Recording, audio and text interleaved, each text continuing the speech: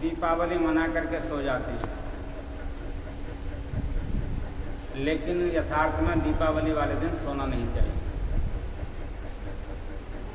भगवान राम के आने की खुशी में यह दीपावली पर्व मनाया गया था। जिस दिन जमदिया वाला दिन होता है उस दिन हनुमान जी महाराज आए थे। तो ये हृदय हमारा अयोध्या है। इस अयोध्या में भगवान राम का यदि हमको दर्शन करना है तो पहले हनुमान जी का दर्शन करना होगा। हनुमान जी कौन है? भक्त हैं, संत हैं, सद्गुरु हैं। तो गुरु की शरण लेकर के जो भजन करेंगे यथार्थ में उन्हीं की अयोध्या में प्रकाशित होंगे, वही प्रकाशित होंगे इस लोक में भी और परलोक में भी। लेकिन आजकल हम दीपावली केवल इसीलिए मनाते हैं, हमारे मनाने का उद्देश्य है कि हम ज़्यादा से ज़्यादा लक्ष्मी प्राप्त करें। केवल यहीं तक, अब यहाँ तक आदमी की भावना है और यहाँ तक ही बुद्धि पहुँचती है कि हम दीपावली को मना करके ज़्यादा से ज़्यादा धन प्राप्त करें और ज़्यादा से ज़्यादा सुखों को भोग सकें। सुख तो रावण के पास इतना था कि शायद उम्मीद है कि भारत में किसी के पास नहीं हुआ। सोने की लंका जिसके पास थी वो भी धन से सुखी नहीं हो सका। जिसके पास सोने की लंका हो, पूरी लंका सोने की बनी हुई हो, पूरी नगर बना हुआ हो, ऐसे विराट नगर को भी के राजा को भी सुख नहीं मिला। और हम उस लक्ष्मी से सुख प्राप्त करना चाह रहे हैं, ये तो संभव नहीं हो सकता। एक कथा है छोटी सी। एक बार नारद जी भगवान के वैकुंठ धाम को जा रहे थे। रास्ते में एक राजा मिल गया। राजा बोला, महाराज जी प्रणाम। बोले, कहाँ जा रहे हो? राजा ने पूछा। बोले, वैकुंठ धाम को जा रहा हूँ। बोले, प्रभु आप भगवान श्री विष्णु भगवान से आपकी मिलन होगा, और विष्णु भगवान तो लक्ष्मी पति हैं, तो उनके पत्नी है लक्ष्मी। आप विष्णु भगवान से हमारी फरियाद कर दोगे तो हो सकता है हमारा काम पूरा हो जाए। बोले क्या फरियाद है? बोले, भगवान विष्णु से जाकर के कहना कि हमारे धन में कुछ कमी आ गई है भंडारे में, और धन का भंडारा पूरा कर दो। अगर आपकी बात सुन लेंगे तो इतना कर सकते हैं, कोई बड़ी बात नहीं। कुछ दूर आगे चले, एक आदमी तपस्वी मिला, भगवान का भजन करने वाला, और भगवान का भजन करने बैठता था तो जंगल के मच्छर उसको खाते थे, तो पीठ पे खूब बड़ा घाव हो, जगह जगह उसके फंसी हो गई, उनसे खून टपका। नारद जी से देख करके उसने भी प्रणाम किया। भक्त बोला, महाराज आप कहाँ जा रहे हो? बोले, मैं वैकुंठ धाम के लिए जा रहा हूँ, भगवान विष्णु के पास। बोले, महाराज एक काम हमारा कर देना। बोले, बोलो क्या? तो भगवान विष्णु से कहना कि 1-2 मीटर कपड़ा हमको, और कुछ ज़्यादा नहीं। क्योंकि हम भजन करते हैं तो ये मक्खियाँ हमारे शरीर पर लगती हैं और हमको भजन नहीं करना चाहिए। हम बस इतना ही मांगना चाहते हैं। अगर उनकी इच्छा हो तो दे दें, ना तो जो ही राम से जाई बिचरा के राम ताई लगे रही, सीताराम सीताराम सीताराम से जैसे भी राखें वैसे उनकी इच्छा। बोले, ठीक है, तुम्हारी भी इच्छा पूरी करेंगे। अब भगवान विष्णु के दरबार में नारद जी पहुँचे, सब बातचीत हुई, पूरी संसार का भ्रमण किया। उसके विषय में सब बातचीत करने के बाद में भगवान विष्णु से कहने लगे, प्रभु एक राजा मिला, वो आपसे धन की इच्छा कामना कर रहा था। बोले, तो खास जितना चाह रहा था उतना उसको मिल जाना चाहिए। बोले, महाराज एक आपका भक्त मिला था जो केवल आपके ही नाम का गुणगान कर रहा था, और वो केवल 1-2 मीटर कपड़ा मांग रहा था अपने घाव को ढकने के लिए। बोले, क्या कहा? 1-2 मीटर कपड़ा? बोले, हाँ। बोले, पृथ्वी पर एक सुई की नोक जितना अपनी जगह बनाती है ना, उतना भी उसको कपड़ा नहीं। पृथ्वी पर जमीन पर एक सुई से नोक से जितनी जगह बनती है उतना भी उसको कपड़ा नहीं दूंगा। जाओ। महाराज वो राजा जिसके पास धन की कमी नहीं, वो और मांग रहा है, उसके लिए आपने तथास्थ कह दिया और बढ़ाने को बोल दिया। और जो केवल अपने आपके भजन की इच्छा लेकर के बैठा हुआ, केवल एक सुई की नोक के बराबर आप कपड़ा उसे नहीं देंगे, ये तो मेरी समझ से परे बात रही। महाराज इसके विषय में मुझे समझाओ, ऐसा आप क्यों कर रहे हैं? आपका ही भक्त और आप ऐसा अन्याय कर रहे हैं उसके साथ। बोले, जा करके अगर ये सब जानना चाहते हो तो लौट करके आज के 7वें दिन आना, तब मैं तुम्हें बताऊँ। नारद जी तो बड़े बेचे हैं। जैसे तैसे 7 दिन उन्होंने काटे और 7वां दिन हुआ भगवान विष्णु की शरण में पहुँच गए। भगवान विष्णु ने कहा आ गए? बोले हाँ। उन्होंने एक छड़ी ली और छड़ी लेकर के यहाँ पर के घुमाई, नरक का द्वार खोल दिया। बोले जाओ इसको घूमो थोड़ा सा। वहाँ तो सब नाना प्रकार की यात्राओं में लोग तो भोग रहे थे। एक बहुत बड़ा विष्टा का कुंड बना हुआ था जिसमें केवल विष्टा ही विष्टा भरे हुए। उस विष्टा में वो राजा गोते खा रहा था जिसने धन मांगा था। उस विष्टे के अंदर गोते खा रहा था। कभी ऊपर पहुँच रहे तो सांस लेने को मिला तो वही विष्टा को पान कर, फिर डूब जाए उसमें ऊपर से, फिर अमृत उसमें कैसा लाठी चार्ज करे, नीचे गोता मार जाए। अब प्यास लगे तो वो विष्टा खाए, पानी खाने भूख लगे तो विष्टा खाए और ऊपर से मार खाए। बोले क्या दिखा तुमको इसमें? नरक के द्वार में अंदर प्रवेश करते। बोले महाराज मैंने तो बहुत जीव जंतुओं को, किसी को जलाया जा रहा है, किसी को तेल में डाल करके खौलाया जा रहा है, किसी को 80 पत्र से काटा जा रहा है, किसी के गाड़ करके उसके ऊपर कुत्ते लगा रखे हैं उसको चटाया जा रहा है उसको हाल, कोई उल्टा लटका करके मारा जा रहा है, किसी को पेट में भाला लगा करके टांग रखा है। नाना प्रकार की यातनाओं से लोग दुखी हो रहा है। ये देखा किसी को कोई कहीं चैन नहीं। बोले और कुछ नजर आया? बोले महाराज मैंने वो राजा भी देखा था जो मेरे से धन मांग रहा था, उसका क्या हाल देखा आपने? बोले एक विष्टा के कुंड में पड़ा हुआ गोते खा रहा है, उसको पी रहा है, उसको चाट रहा है, उसी में पड़ा हुआ है और हाय हाय चीख, मुझे बचाओ, मुझे निकालो, मुझे बचाओ। कोई उसकी नहीं सुन रहा और उस पर मार ही मार पड़ रही। बोले देखा इसका कारण क्या है? बोले क्या कारण है? ये इसका धन जो है मिलना था कई साल के अंदर, इसने एक बार में श्रद्धा रख दी और इसने मांगा और हमने इसको दे दिया। उस धन के अभिमान में आकर इसे जो करना था वो नहीं। खूब भर के पेट सोया, भर के पेट दूसरों को बुराई की, प्रजा को सताया, अपने को श्रेष्ठ समझा, दूसरे को नीचा माना, क्योंकि पैसा के अहंकार में इसकी आंखें चकाचौंध में चिलमिलाने लगी। उससे इसका पाप बढ़ता ही चला गया, बढ़ता ही चला गया। और इसने मांगी क्या थी? जो संसार में जिसको हम धन कह रहे हैं, ये विष्टा तुल्य है। मात्र चाणक्य ने लिखा, मात्र पे तो पर्दा रेसु पर द्रव्येशु लोष्टवत। दूसरे की थी बेटी को माता पिता के समान समझना चाहिए और दूसरे के धन को लोष्टवत कहते हैं, एक मिट्टी के ढेले के टुकड़े की तरह समझना चाहिए। आत्मभूते सर्वभूतेषु या पश्चित पंडित, जो अपनी आत्मा में उस जीवात्मा के परमात्मा का दर्शन करता है यथार्थ में, वही पंडित। यदि ये इनके अंदर श्रद्धा और कामना नहीं, ये इसी का कारण है। इसे विष्टा तुल्य धन तो मांग लिया, उस धन का इसने सदुपयोग नहीं किया, बदले में इसको यही नरक मिला है। बोले अब तो उसका भी देख ले, इसने मेरा नाम जपा। उसके जीवन में बड़े बुरे कर्मों का संग था, इसलिए मैंने उसके सब बुरे कर्मों का संग एक साथ में उसको दे दिया और एक मैंने सुई की नोक के बराबर कपड़ा देने के लिए मैंने कर दिया। फिर उन्होंने छड़ी को घुमाया, स्वर्ग का द्वार खोला, जा कर के देखा बड़ी बड़ी अप्सराएं उनकी पंखा झल रही है और सिंहासन पर बैठ कर वही संत वही महात्मा मिला और राज सुख हो। इंद्र भी उसकी पैरोकारी करे। तो जो नाम जपेगा, मेरे कहने का तात्पर्य, जो नाम जपेगा, जो ईश्वर से अपना संबंध बना लेगा। अब ये ऐसा मौका आता है दीपावली पर, ग्रहण, वो भी ग्रहण है, बड़ी सिद्धियाँ की जाती हैं।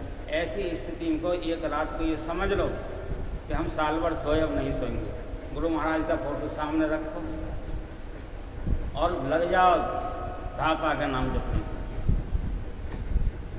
अम्मा कह रही थी, हम आई थे, अम्मा ने हाथ पकड़ लिया, अब तो पंडित जी मुझे पार करना। मैंने कहा भैया पार होने की तरकीब मैं बता रहा हूँ। अपने सिर के पास गुरु महाराज का फोटो रखो, आँख खुले हो गुरु महाराज को देखो, आँख बंद करो तो गुरु महाराज को देखो और नाम लेते लेते सो जाओ और जिस समय में तुम्हारा अंत होने को गुरु महाराज को देखते देखते चले जाओ, वहीं पहुँच जाओगे जहाँ गुरु महाराज का वैकुंठ धाम। मन में कुछ और, जुबान पे कुछ और, ऐसे काम बनने वाला नहीं। सत्संग का मतलब क्या है? सत्संग आप सब लोग कर रहे हैं, सत्संग का मतलब क्या है? सत्संग का मतलब है कि हम सत्य का संग कर रहे हैं। सत्य का संग कैसे कर रहे हैं? ये शरीर सत्य का संग नहीं कर सकता, क्योंकि ये शरीर सत्य का संग करता तो मुर्दे से जब मर जाता उससे कहो थोड़ा सत्संग करेंगे, बैठ जाओ, करके बैठ सकता है। इस शरीर में रहने वाला जो सत्य है उसके संग हम बैठे हुए हैं, और उसी के साथ से ये शरीर चल रहा है, यानी जड़ भी चल रहा है सत्य के साथ के पास। ये शरीर क्या है? जड़ है, और इसके अंदर में रहने वाला क्या है? चेतन है, और चेतन के ताकत से ये जड़ चल रहा है, और ये चेतन से मिलकर के सत्य से मिलकर के उसका संग कर रहा है।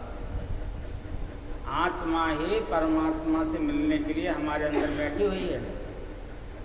ये शरीर नहीं बैठा हुआ है। ये शरीर तो एकदम आँख चली जाती है तो आँख की दोबारा रोशनी नहीं आती। फालस मार जाए, हाथ चला जाए तो हाथ दोबारा नहीं चालू होगा। धड़ कट जाए दोबारा धड़ निकल करके तैयार नहीं होगा। नहीं चेतत भवेल चेयम द्विजेत न विद्यते। जो आत्मा हमारे अंदर में है, चेतन जो स्वरूप है, जो क्षेम सदा, जिसका नाश नहीं होता, जिसका भेदन नहीं होता। नैनम छिद्राणि शस्त्राणि, नैनम दाहत पावका, नैनम किलदंती आपो, न शोषिति मार्ग। जिसको न जला सकता है कोई, न सुखा सकता है कोई, न उड़ा सकता है कोई, ऐसी आत्मा हमारा स्वरूप। ऐसी आत्मा को हम संग कर रहे हैं परमात्मा के साथ। परमात्मा का रूप क्या है? सद्गुरु स्वरूप ही परमात्मा स्वरूप है। सद्गुरु को कभी मनुष्य नहीं मानना चाहिए। अगर जो सद्गुरु के स्वरूप को मनुष्य समझता है, सद्गुरु के स्वरूप को विग्रह मान करके सोचता है कि गुरु महाराज कुछ नहीं समझ रहे हैं, वो एक एक क्षण की सांस का सब तुम्हारी प्रक्रिया समझ रहे हैं, उनसे कुछ भी तुम्हारा बचा हुआ नहीं। इसीलिए अपने मन को रोक करके साधना करना और सत्संग में जाना। मन रुकता कैसे? सत्संग के प्रभाव से रुकता है। कितना ही बड़ा योगी यदि सन्यासी जंगल में चले जाओ, तुम्हें जब तक सत्य का अनुभव नहीं होगा, सत्य का अनुसरण नहीं होगा, सत्य का ज्ञान नहीं होगा, तब तक आप भक्ति पूरी नहीं कर सकते। कितने युग क्यों न निकलेंगे।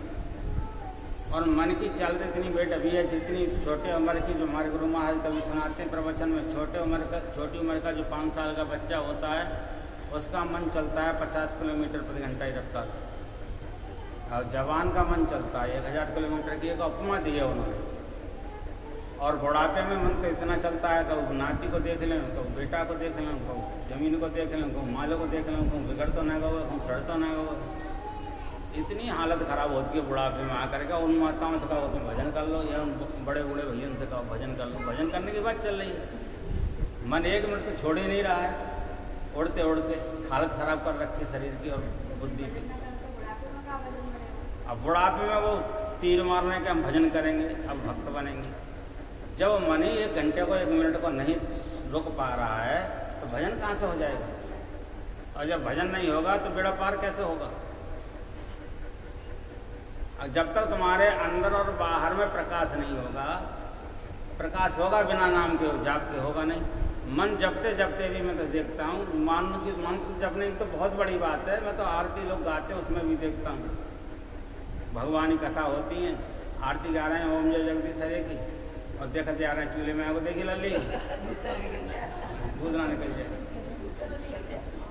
अब ये स्थिति संसार के लोगों की है, बताओ उनकी क्या भक्ति हो रही है? एक क्षण के लिए भी संसार से उनका मन नहीं हट रहा है, एक क्षण के लिए। अगर ऐसा नाम जप भी लिया तो कौन सा काम कर लिया?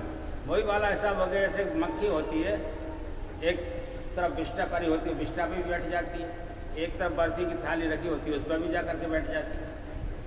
उस मक्खी को क्या कहेंगे आप? भक्ति मानेंगे उसको? तो मक्खी वाला मन बन गया। एक मधुमक्खी होती है जो केवल पराग ही पराग लेती है, फूल पुष्प का। एक वैसा मनुष्य होता है जो केवल ईश्वर के नाम के ही गुणगान करता है और उसी नाम में सदा प्रसन्न रहता है। और एक आदमी का मन ऐसा होता है जो इधर से कभी चलायमान रहता है, इधर से उधर, इधर से उधर, इधर से उधर। ऐसे मन वाले का सत्संग नहीं होता। वो सत्संग में आ भी जाए तो वहीं तक गीत गाता है। जैसे आप मुर्दे को लेकर के जाते हैं तो कहते हैं राम नाम सत्य, और मरघट से जैसे निकलते हैं तो कहते हैं राम नाम असत्य। अब तो दुनिया के काम सत्य, निकलते ही राम नाम सत्य भूल जाता है। ऐसे लोगों से भक्ति नहीं हो सकती। भक्ति करे कोई सूरमा, जाति वर्ण कुल कोई। भक्ति करने की मजाक नहीं है। भक्ति करने वाला सब वर्णों को त्याग देता है अंदर में। इस शरीर को ही पंडित जी कहते हैं, इस शरीर को ही सेठ जी कहते हैं, इस शरीर को ही ठाकुर साहब कहते हैं, इस शरीर को ही नाना रूप में उपमा देते हैं। लेकिन यथार्थ में ये शरीर जब बचपन में पैदा हुआ था तो ये जानता था कि ये पंडित है, ये शरीर, ये जानता था कि ये ठाकुर है, ये जानता था ये सेठ है। कुछ नहीं, हमने इस शरीर के नाम रख दिए। ईश्वर ने शरीर का कोई नाम नहीं रखा। और इसी में आकर के हम फंस गए, और फंस के आ गए हम नरक की जलने चलने के पैगाम बनाए। ये सत्संग का मतलब है यथार्थ समझा देना। अभी तुम साधारण व्यक्ति से कहोगे तो वो कहेगा हम तो सेठ हैं जी, हम तो ब्राह्मण हैं जी। और शास्त्र कहता है ब्रह्म जानाति सो ब्राह्मण। ब्राह्मण वही है जो ब्रह्म को जिसने ब्रह्म को पहचान लिया है, ब्रह्म को जानता है। शास्त्र का कहना है ये। और वैसे हम घंटा हिलगाए डोल रहे हैं, जनेऊ में डींगर पड़ जाएंगे, लेकिन जनेऊ कान पर थाना उतारेंगे दिखाने के मारे लोग को पहचाने कि हम पढ़ धोबंगे तक ना जनेऊ ढंग से।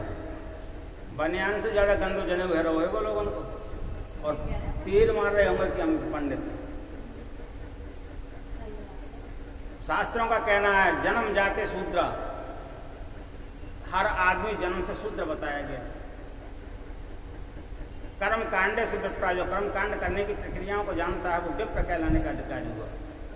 विप्र पंचायत विप्रा। नामकरण संस्कार ध्वजा, नामकरण संस्कार इसको ध्वज कहलाने का अधिकारी हुआ। और ब्रह्म जानात सुब्राह्मण, वो ब्रह्म कहलाने का अधिकारी हुआ। और ब्रह्म ज्ञानी ब्राह्मण तो ढूंढे से मिलते हैं। ब्रह्मज्ञानी ब्राह्मण का अगर वो धोती कुर्ता पहने हो और उसके हाथ में एक पुस्तक हो और मिल जाए तो मैं रास्ते में, तो समझ लेना आज हमें साक्षात ईश्वर के दर्शन हो। इतना बड़ा ब्रह्मज्ञानी ब्राह्मण का फल है। हर काम बिगड़ा बन जाएगा अगर इस तरह से मिल जाए। तिलक लगाया हुआ भी मिल जाए रास्ते में अगर हो ब्रह्मज्ञानी ब्राह्मण। ये नहीं कि गुटखा भी खाने वाला हो, तिलक भी लगाने वाला हो, दुनिया का मसाला उसमें डाल रखा है, सुट्टा भी मारने वाला हो, बीड़ी परिस्थिति की गलत दृष्टि से देखने वाला भी हो और ब्राह्मण भी कहता हो। ऐसे व्यक्ति की बात नहीं कर रहा हूँ। यथार्थ में जो ब्राह्मण हो, जिसे ब्रह्म का ज्ञान हो, सद्गुरु की जिस पर कृपा हो, ऐसा ब्राह्मण प्राप्त हो जाए और तुम किसी भी काम को जा रहे हो, दर्शन होते वो काम तुम्हारा सफल होता। इतनी बड़ी ताकत ब्राह्मण के दर्शन में। मैंने ब्राह्मण की बुराई नहीं की, ब्राह्मण की प्रशंसा की, लेकिन आडंबर की मैंने बुराई की।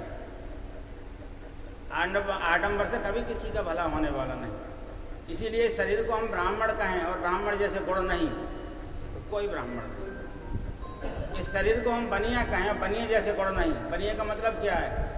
बनिया जब पहले जो शास्त्र कहता है, पहले जब बनिया धन कमाता था तो ब्राह्मणों की सेवा में लगाता था। ब्राह्मण कभी खेती नहीं करते थे, पूजा पाठ करते थे, गुरुकुल चलाते थे, उनकी सेवा में वो धन देता था। महाराज अपना खर्चा चलाओ, अपने परिवार का खर्चा चलाओ, गुरुकुलों का खर्चा चलाओ, उन भक्तों का संतों का खर्चा चलाओ जो आप यहाँ पर हो। ये था बनिए का काम। छत्री का क्या काम था? कोई तुम्हें शत्रु सताने को आएगा तो हम 3 तलवार लेकर के खड़े हुए। उन ब्राह्मणों की रक्षा छत्री करता था। और शूद्र किसको कहा गया? जो शूद्र उनके लिए ला करके सेवा में सामग्री देता था, कभी भोजन की पानी की व्यवस्था बनाता था। शूद्र कहा गया जो शूद्र है। अगर मान लो इस शरीर के 4 भाग करके देख लो, इसको कहते हैं ब्राह्मण, इसको कहते हैं छत्री सीना के लिए, पेट को कहते हैं वैश्य, और पैर तो नाभि से नीचे का शरीर कहा जाता है शूद्र। अगर किसी मंदिर में आप जाओगे तो पैर कीचड़ में सड़ा करके ले जाओगे? नहीं ले जा सकते। शुद्ध करोगे नहीं, धोओगे। आपने देखा या कोई मंदिर जाता है तो पहले पैर धोता है? धोता है कि नहीं धोता है? क्यों धोता है? क्योंकि शुद्ध पैर से ही मंदिर में प्रवेश किया जाता है। उसको शूद्र कहा गया जो शुद्ध रहता है, पवित्र रहता है। पवित्र रहने वाला भी दूसरे का कल्याण कर सकता है। अब जिसके अंदर शुद्धता नहीं, वो पैर मंदिर में नहीं जा सकता। इसीलिए जिसके अंदर शुद्धता नहीं, वो पैर भगवान की भक्ति के लिए नहीं बढ़ सकता। और वो धन वैश्य का कभी भी फलीभूत नहीं हो सकता जो ब्राह्मण के धर्म कार्य में नहीं लगाता है उसका। और वो क्षत्रिय कभी क्षत्रिय नहीं हो सकता जो ऐसे ब्राह्मणों की रक्षा नहीं करता। ये शास्त्र की बात बता रहा हूँ। आज तो पता नहीं जो अपने को वही बड़ा तीरंदाज है, दूसरों को ज़्यादा सता देता है। आज का तो जमाना ही है। इसलिए अपने को जो बिल्कुल नाम से जोड़ करके चलेंगे, वो यथार्थ में गोस्वामी तुलसीदास जी का वचन है, अंदर और बाहर उजियार कर लेंगे। इस लोक को भी चमका लेंगे और परलोक को भी चमका लेंगे। लेकिन नाम गुरु के द्वारा प्राप्त होना चाहिए, और गुरु भी सच्चा संत सदगुरु के स्वरूप में हो, ऐसे का वचन हो, ऐसे का वचन मान करके ध्यान करना चाहिए। आज तो गुरु भी लो भी गुरु लालची चेला, कोई नरक में